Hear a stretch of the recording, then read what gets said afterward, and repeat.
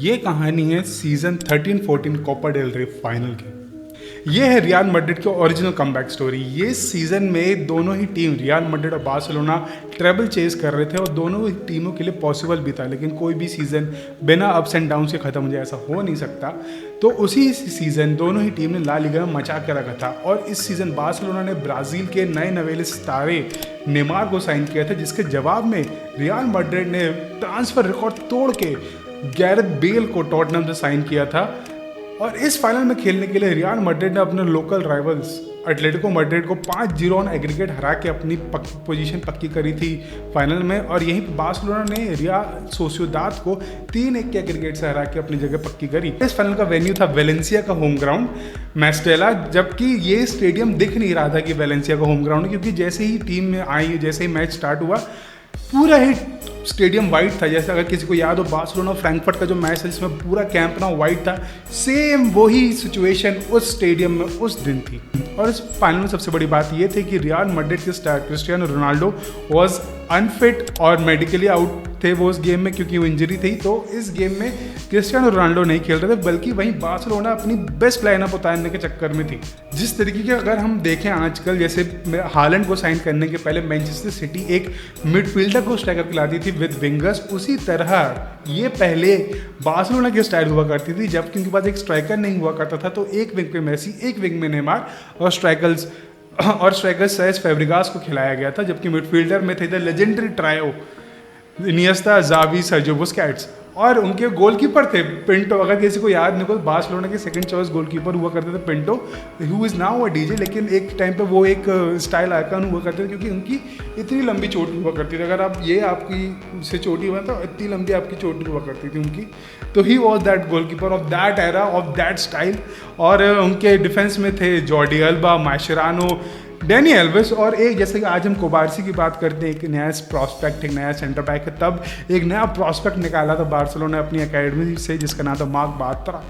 और उसी तरह रियल मैड्रिड की टीम में थे Casillas, Fabio, Sergio Ramos, Pepe, Carvajal, Modric, जावी अलोंसो, इस्को, बेंजेमा, नए नवेले बेल और एंजल डी मरिया। इस नाम पे मैंने इतना जोर क्यों दिया है ये आगे तुमको समझ में आएगा, जिन्हें हम आज इन दोनों टीम के लेजेंड्स मानते हैं, जिसमें आते हैं कारवाल, कैसेमीरो, वरान, सर्जियो रॉबर्टो। तब ये एक यंग प्रॉस्पेक्ट हुआ करते थे। तुम समझ लो ये गेम किस लेवल पे खेला गया था। जो आज लेजेंड्स हैं दोनों टीम के, तब वो बेंच पे नहीं थे, बल्कि यंग प्रॉस्पेक्ट थे, तब वो उभर रहे थे, तब ये गेम खेला गया था। और तब की टीमें क्या हुआ करती थी, ये उस गेम की कहानी है। मैच चालू होते ही एंजल डी मरिया ने बिल्कुल तहस नहस मचा दिया, अपना कैलिबर दिखाते हुए बारसा के पूरे डिफेंस को उन्होंने परेशान किया। लेकिन उनके जो विंग पे थे, जो कि लेफ्ट बैक थे जॉर्डी अल्बा, अपने पेस के चलते समहाउ मैनेज कर रहे थे एंजल डी मरिया को डिफेंड करने की। But angel Di Maria was doing something else in that game. वो समझ में नहीं आ रहा था एंजल डी मरिया क्या कर रहा है, लेकिन वो कुछ और कर रहा है। मैंने ये गेम अपनी आंखों से देखा था, तो टीवी पे आता था, मैंने ये देखा कि angel Di Maria was doing something else. और तब मुझे लगता था ये अर्जेंटाइन है, ये अर्जेंटीना के लिए क्यों नहीं खेलता है। तो वो अलग बात है, लेकिन angel Di Maria in that game was fabulous. तो हाँ, एंजल डी मरिया ने गेम चालू होते ही तहस नहस कर दिया पूरे बार्सिलोना के डिफेंस को। और जॉर्डी अल्बा कोशिश कर रहे थे, लेकिन रोक नहीं पा रहे थे एंजल डी मरिया को। लेकिन इतने जब हाइप अप मैच होता है, इतना प्रेशराइजिंग वाला मैच होता है, तब कहीं ना कहीं प्लेयर्स भी थोड़े हाइप अप हो जाते हैं, जिसके चलते इसको को 3rd मिनट में ही एक टैकल के कारण उन्हें येलो कार्ड मिल गया। और जिसके बाद मैच आगे बढ़ा। मैच में हमने बहुत सारे अप्स एंड डाउन्स देखे कि दोनों ही team was doing really good. Iniesta अपनी क्लास दिखा रहा है, मॉड्रिच अपना पूरा क्लास दिखा रहा है, अपने स्किल्स मेसी दिखा रहा है, बेल अपना पेस दिखा रहा है, बेंजेमा अपनी मैच्योरिटी दिखा रहा है। और जिसके चलते 11वें मिनट पे करीम बेंजेमा के असिस्ट के कारण एंजल डी मरिया ने बहुत ही सुंदर गोल स्कोर किया फार पोस्ट पे एक बैंड करके। मतलब वो गोल आज कोई स्कोर कर दे तो उसको बोलेगा पुस्कस। लेकिन दैट गेम एंजल डी मरिया ने जो गोल स्कोर किया था वो लेजेंडरी था। और तब स्कोर लाइन हुई 1-0। फिर नेमार बीइंग नेमार, उसने भी अपना कैलिबर दिखाया और उसने बहुत कोशिश करी कि गेम पलटाने की, and he somehow did it. उसने कई बार कितने चांसेस मिस किए, मतलब दोनों ही नेमार और मेसी ने के पास बहुत सारे चांसेस आए। क्योंकि जब आपके पास मिडफील्ड इतनी अच्छी, जब आपके पास मिडफील्ड इतनी लेजेंडरी हो कि आपके पास इनिएस्टा, जावी और सर्जियो बुस्केट्स हो, तो क्यों नहीं अटैकर्स को अटैक करना क्यों ना मिलेगा। और जब फैब्रिगास आपका सपोर्ट पे था, ऑफकोर्स जब आपका पूरा ला मासिया ही खेल रहा है, सबको मालूम है कैसे खेलना है, तो they were doing it. And Messi और नेमार वर डूइंग एवरीथिंग। और Neymar being Neymar, he somehow tried to get fouls, you know what I mean. तो उन्हें फाउल्स निकालने की कोशिश की, जिसके कारण 17th मिनट पे नेमार और पेपे के बीच थोड़ी कहासुनी हो, इसके कारण दोनों को ही येलो कार्ड दे दिया गया। और कई बार इतने मौके मिले बार्सिलोना को, जैसे कि हम जानते हैं डेनी एल्वेस और जॉर्डी अल्बा की केमिस्ट्री की लेवल पे अलग हुआ करती थी। तो डेनी एल्वेस ने बहुत ही अच्छी बॉल लूप करके दी, जिसमें जॉर्डी अल्बा ने हेडर तो अटेम्प्ट किया, लेकिन कैसियास ने वो हेडर अपने हाथ में ही रोक लिया, because Casillas being Casillas, it's a class. लेकिन वहीं पे रियल मैड्रिड बिल्कुल ऐसे मूड में नहीं थी कि बार्सिलोना को इजीली जान देंगे। रियल मैड्रिड बिल्कुल किलिंग स्ट्रीक पे थी। Bale, Benzema, Di Maria, Modric, Isco बिल्कुल ऐसा आतंक मचा के रखा था कि उनने पूरी मिडफील्ड और अटैक पे कि बार्सिलोना का डिफेंस पागल हो चुका था, कि वो समझ में नहीं आ रहा था क्या करे, क्योंकि हर 2 मिनट पे अटैक हो रहा था, हर 2 मिनट पे कहीं ना कहीं डिस्पोसेस होकर सीधे बॉल काउंटर पर जा रही थी। जो जोजे मरीनो की टैक्टिक्स थी कि काउंटर पे खेलना है, वो सेम टैक्टिक्स यूज करके ये गेम खेला जा रहा था। मजे की बात ये थी कि तब भी रियल मैड्रिड के मैनेजर थे कार्लो एंसेलोटी, और जब एंजल डी मरिया ने पहला गोल मारा, तब कार्लो एंसेलोटी का जो एक सेलिब्रेशन था वो देखने लगा, क्योंकि आज जब रियल मैड्रिड गोल स्कोर करती है तो एंसेलोटी का वो रिएक्शन नहीं होता, क्योंकि अब उम्र भी है, सब कुछ है, मैच्योरिटी भी आ गई होगी। लेकिन तब उस दिन जब रियल मैड्रिड ने पहला गोल स्कोर किया, तब कार्लो एंसेलोटी का सेलिब्रेशन बहुत देखने लायक था, कि एज अ बार्सा फैन मेरे को वो देख के लगता है कि यार सही में it was something else. Bale और कार्वाहार की केमिस्ट्री इस गेम में बहुत बढ़िया थी, क्योंकि दोनों ही राइट विंग पे थे, और जो कार्वाहार बार बार जो डिस्पोसेस करके बार बार बॉल ला के दे रहा था, क्योंकि फैब्रिगास से कहीं से भी जो भी बॉल मिल रही थी वो सीधे बेल के पास आ रही थी, और बेल अपने पेस का यूज़ करते करते न जाने कितनी बार बार्सिलोना के डिफेंस को चैलेंज किया, कितनी बार पिंटो की किस्मत साथ दी कि कितनी बार बॉल पोस्ट के बाहर गई, गोल पे नहीं गई, क्योंकि उस दिन अगर बार्सिलोना की किस्मत साथ नहीं होती तो मेरे ख्याल से आराम से रियल मैड्रिड 5 गोल मार चुकी होती। उस दिन real Madrid was in that level कि जब क्रिस्टियानो रोनाल्डो भी नहीं है, आपके पास बेल है, बेंजेमा है और डी मरिया है, तब बेंजेमा, आज जो बेंजेमा को जानते तब वो बेंजेमा वाज इन मेकिंग। तो इट बहुत लेवल है अंतर, बहुत ज़्यादा लेवल का डिफरेंस है दोनों ही चीज़ों में।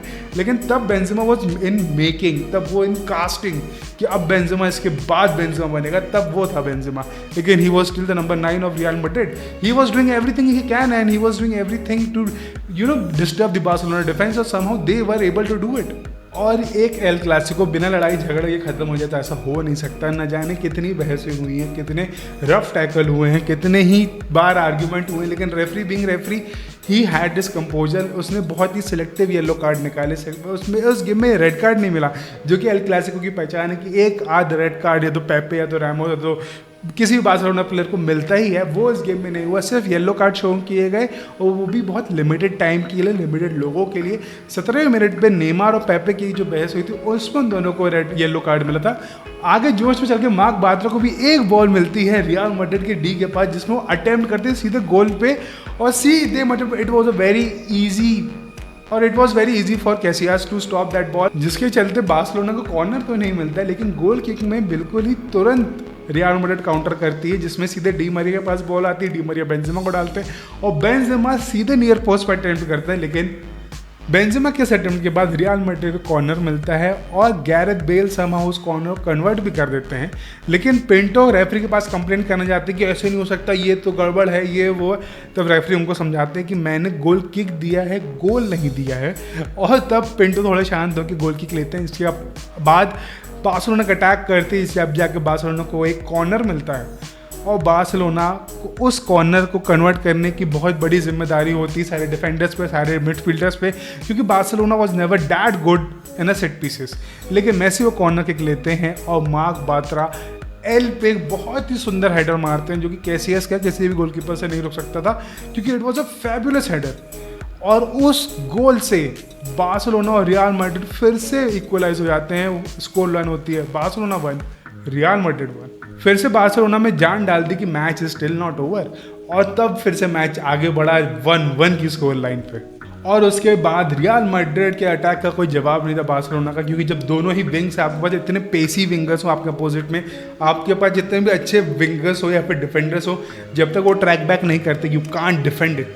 तो बेल और डी मरिया ने जो तहलका मचाया दोनों विंग पे, कि हर बार जिसको भी बॉल डालता वो बंदा सीधे बॉल लेके भाग रहा था।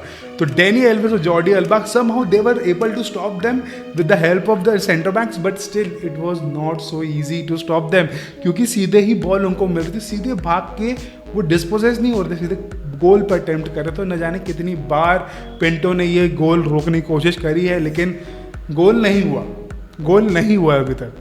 आगे चल के मॉड्रिच भी एक शॉट लेते हैं, लॉन्ग शॉट अटेम्प्ट करते हैं, लेकिन वो भी थोड़ा सा ना गोल पोस्ट के बाहर चला जाता है और गोल नहीं होता है। इसी के चलते सब्स्टिट्यूशन भी होता है, जिसमें अगर तुमको ये नहीं मालूम, बार्सिलोना के एक लेफ्ट बैक हुआ करते थे एड्रियानो, जिन्हें जॉर्डी अल्बा की जगह लाया जाता है, फिर फैब्रिगास की जगह लाया जाता है पेड्रो रोड्रिगेज को। चेल्सी वालों को मालूम होगा, Pedro Rodriguez was once a very limelight person, Pedro, and he have done everything he can for Barcelona। तब उनको लाया जाता है सेस फैब्रिगास की जगह, और 68 मिनट के बाद कोई गोल नहीं होता इक्वलाइजर के बाद, सीधे 85 मिनट पे जब फैबियो एक बॉल डालते हैं गैरेथ बेल को, जब उन्हें समझ में आता है कि फ्लैंक पूरा खाली है, डिफेंडर्स चढ़े हैं, विंग बैक नहीं है, तब वो बॉल लेकर रन बनाते हैं और तब उनको रोकने की कोशिश करते हैं मार्क बात्रा, जिसमें वो आके लेजेंडरी शोल्डर पुश देते हैं। लेकिन गैरेथ बेल वो लाइन से बाहर जाके, पिच के बाहर जाने के बावजूद वापस आके रन बनाते हैं और पिंटो को नट मैक करके गोल मार देते हैं, जिसके बाद पूरा ही स्टेडियम पागल हो जाता है। इवन क्रिस्टियानो रोनाल्डो, पूरा real Madrid, they have just lost it, क्योंकि जो एक हीरो था अभी एक गेम में थोड़ी देर पहले, वही इस गेम का विलन भी बन जाता, क्योंकि मार्क बात्रा ने इक्वलाइजर किया था बार्सिलोना के लिए, और उसी कारण, उसी की पेस कम था, कुछ भी था, उसके कारण बार्सिलोना दूसरा गोल खा गया, जिसके कारण स्कोर लाइन हुई 2-1। और उसके तुरंत बाद मार्क बात्रा को सब करके एलेक्सिस सैंचेज को लाया जाता है और एंजल डी मरिया की जगह लाया जाता है इलारा मेंडी। अगर तुमको नहीं याद, इलारा मेंडी को भी रियल मैड्रिड ने एक बार साइन किया था और उनकी साइनिंग भी उनका पूरा मोहल्ला आया था। भरोसा नहीं हो तुम चेक कर लो। ये मैच और आगे बढ़ता है, ज़ाबी अलोंसो के रफ टैकल के कारण 88 मिनट पर येलो कार्ड मिलता है। उसके बाद कैसेमीरो आते हैं, इसको की जगह रफेल वरान आते हैं करीम बेंजेमा की जगह, लेकिन जब तक ये सब्स्टिट्यूशन हुआ तब तक it was too late for Barcelona, और तब ये मैच 2-1 पे ख़त्म होता है। और तब ये मेरे ख्याल से पहला एल क्लासिको था कोपा डेल रे का, जब दोनों ही टीमें पहुंची थी और जब एक टीम को जीतना था, एक टीम को हारना, और तब रियल मैड्रिड ने अपना दूसरा कोपा डेल रे जीता। तब तक रियल मैड्रिड के पास सिर्फ एक कोपा डेल रे था 2011 का, उन्होंने दूसरा कोपा डेल रे 2014 में जीता। और बार्सिलोना अपना मेरे ख्याल से 25वां या 36वां कोपा डेल रे जीतने से रुक गई उस सीज़न। लेकिन फिर भी रियल मैड्रिड के लिए कोपा डेल रे उतना ही इम्पोर्टेंट जितना आर्सेनल के लिए या स्पर्स के लिए एक प्रीमियर लीग। लेकिन इस गेम के बाद ये एक बहुत ही अजीब सी इमेज आई थी जब क्रिस्टियानो रोनाल्डो ऑन पिच आए, मेसी को थोड़ा सा उन्हें शाबाशी दी, थोड़ा कंसोल किया कि इट्स ओके, जो एक स्पोर्ट्समैनशिप दिखाई जाती वो दिखाई। एक बहुत ही अच्छी फोटो है दोनों की कि रोनाल्डो पूरे सूट बूट में, Messi was on the pitch और दोनों ही गले मिलके they were talking something and it was a very cute picture, क्योंकि तब रोनाल्डो मेसी की rivalry was at its peak. उसी सीजन रोनाल्डो ने बैलन डोर जीता था आगे चल के, और इस सीजन में आगे चल के इस डिफीट के बाद बार्सिलोना पूरे ही बर्बाद हो गई थी, क्योंकि वो क्वार्टर फाइनल में एटलेटिको मैड्रिड से हारे। एटलेटिको मैड्रिड से ही लीग हारे 3 पॉइंट के डिफरेंस है, और you won't believe real Madrid Barcelona same point पे थी और एटलेटिको मैड्रिड सिर्फ 3 पॉइंट ज़्यादा थी।